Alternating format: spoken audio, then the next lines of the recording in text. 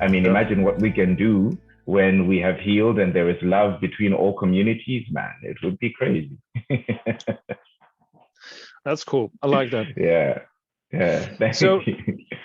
there is this there's a saying. So I meditate for many years. I think since I'm younger than 21, and so it's always the saying from meditation but it's literally it's old wisdom of old peoples, all peoples.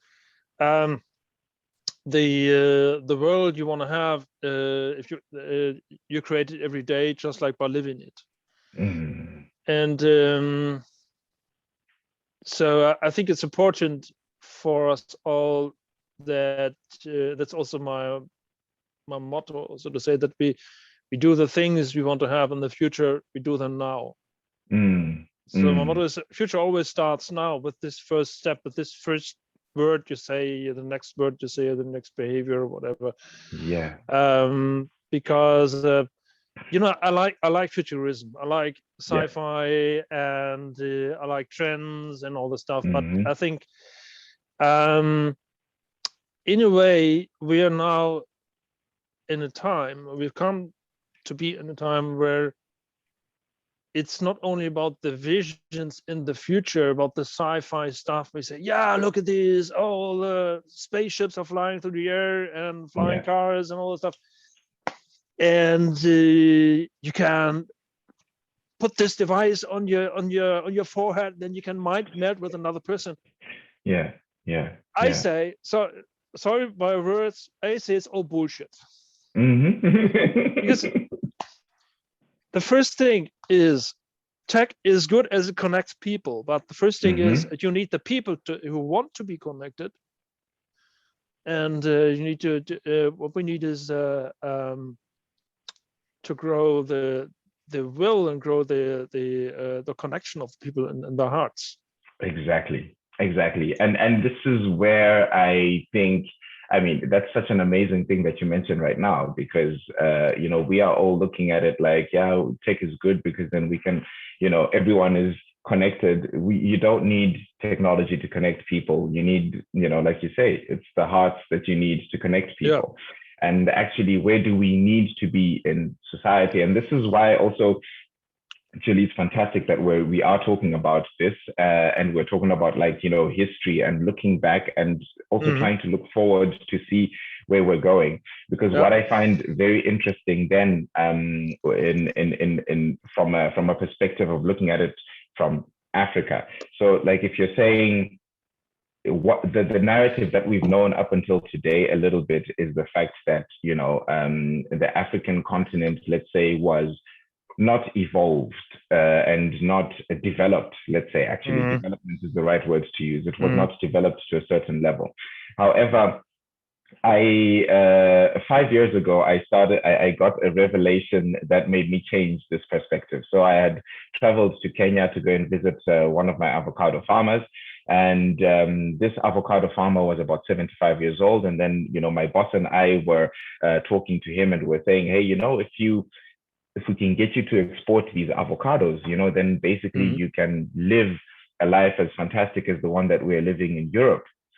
And then this 75-year-old man looked at me, and then he said, I don't want to live like you live in Europe. And then I said, very strange. Why that? Okay. Why that? And then he says, because look, I have my 10 hectares of land. I grow all the food that I want. My brother and my sister, they live next to me. So I see them every single day. I see their children who are also living around the area. I have a community that helps me with everything. I wake up every morning and I have this beautiful view of the mountains, and I am free. I owe no one any money, so I have no mortgage. I don't pay health insurance because all the healthy stuff that I need is coming from the trees that I have surrounding me. So why would I want to live like you live in Europe? And this made me really start thinking and think. And I thought, oh man, this is crazy. So we've been looking at development from a very different way. And you know, like the trajectory of development that I had been thinking of, which is, okay, we want to live like we live in Europe, and then, you know, you have all the technology coming in that binds us, and etc. etc. This is actually the wrong path. The right path is living in harmony with people, living in harmony with nature. That is actually reaching Maslow's pyramid of needs, where you have all your food around you, all your family around you, and all the things that you need. And this made me actually start realizing that, oh man, could it be that actually the African continent had, and all, actually not just the African continent, there are also Asiatic tribes that live like this. There are South American tribes that live like this. And these are the people that live the longest lives, by the way. Remember, these are the ones where, if we're looking back into the last 200 years, these people have been living up to over 100 years. There is a reason for this. They are living their best lives. And we look at them and we think, oh yeah, but they're poor, you know, simply because they don't have money, a construct that we created some years ago. So it's like it's a very interesting thing. I love what you said. You know, we are connected by hearts and not by technology. I think I like that. You say our view on them is that they are poor, maybe by defining poorness of having less technology. And yes, maybe the one or other person watching this would think, yeah, what are you saying? You're connected by the internet. You're connected by the digitization. So if it weren't there, you wouldn't be able to talk to each other. True. Well, yes, of course. Maybe we don't know. Maybe 1,000 years ago we would be able to connect by telepathy, whatever, but we don't have it right now. We have to we have to rediscover this, maybe. Yeah. So yeah. But what I'm saying is, I think it's important that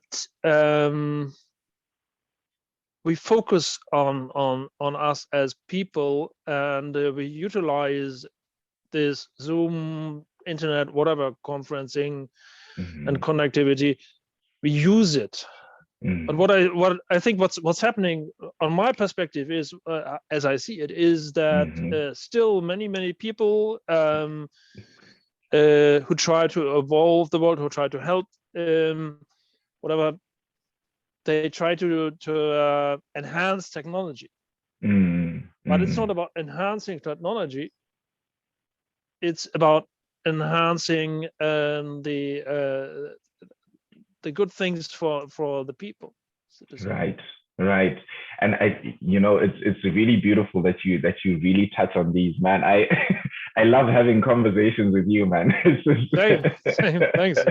No, it's really amazing, because actually, you know, as you say it, there are people listening to this that can easily misquote us and say, oh yeah, look at these guys, anti-technology, what, you know, like we could easily be put into like the very extreme hippie corner or whatever, but it's really not the case. All we're simply saying is, you know, anything, it can be dangerous depending on how you use it, you know, so and that's just literally anything. Water can be dangerous depending on how you use it. It's healthy and then it's also bad, you know, so a telephone can be also healthy and it can also be bad. A knife can be good and it can be anything.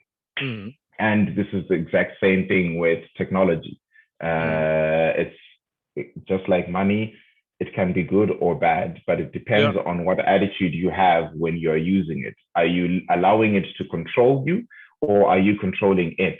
And I think at this point, one of the key issues is the fact that we are now losing control to the technology. And this is where, you know, like the point that you're also hammering on, where you're saying, if we allow ourselves to go in a trajectory where the technology uses us and not we use the technology, then we are not going down the right path. We need to always remember that we as the human being are in control.